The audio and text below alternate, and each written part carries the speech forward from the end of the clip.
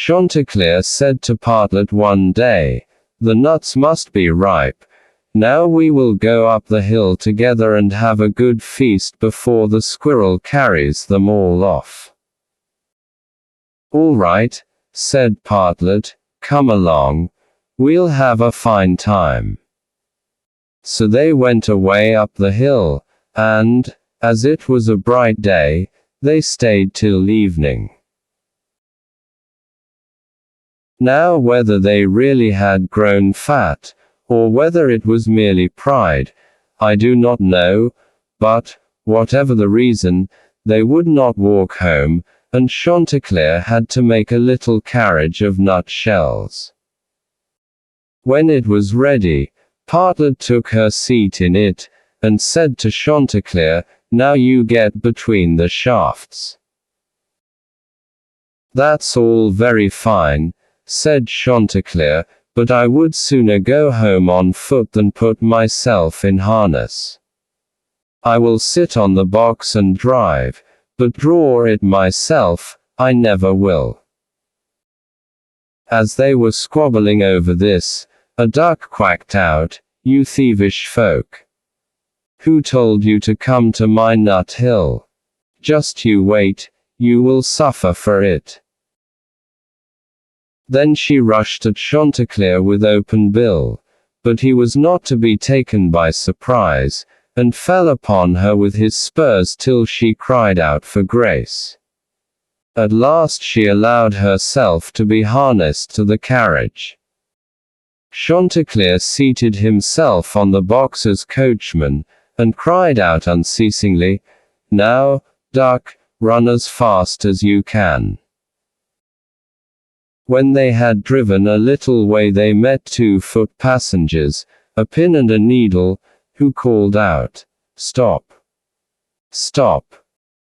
They said it would soon be pitch dark, and they couldn't walk a step farther, the road was so dirty. Might they not have a lift?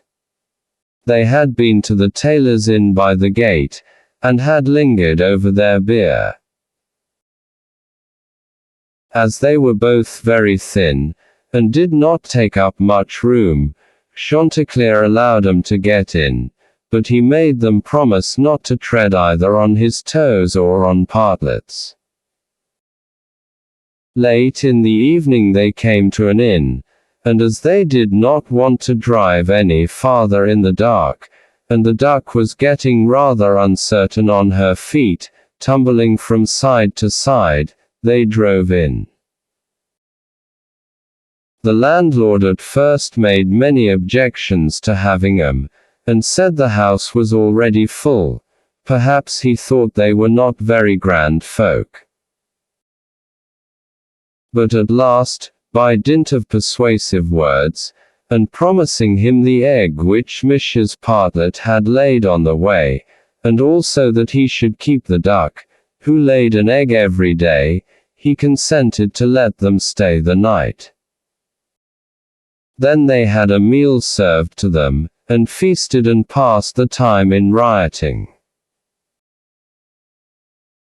In the early dawn, before it grew light and every one was asleep, Partlet woke up Chanticleer, fetched the egg, pecked a hole in it, and between them they ate it all up, and threw the shells onto the hearth. Then they went to the needle, which was still asleep, seized it by the head and stuck it in the cushion of the landlord's armchair.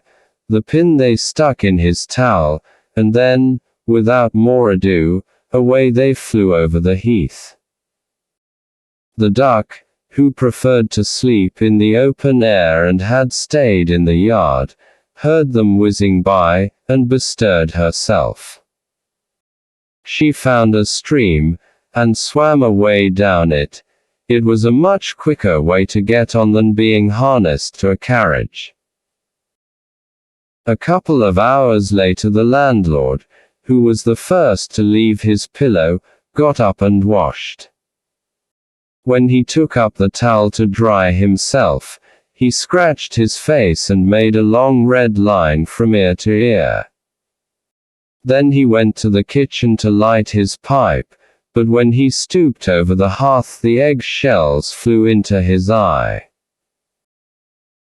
"Everything goes to my head this morning," he said angrily, as he dropped onto the cushion of his grandfather's armchair. But he quickly bounded up again, and shouted, "Gracious me!" For the needle had run into him, and this time not in the head.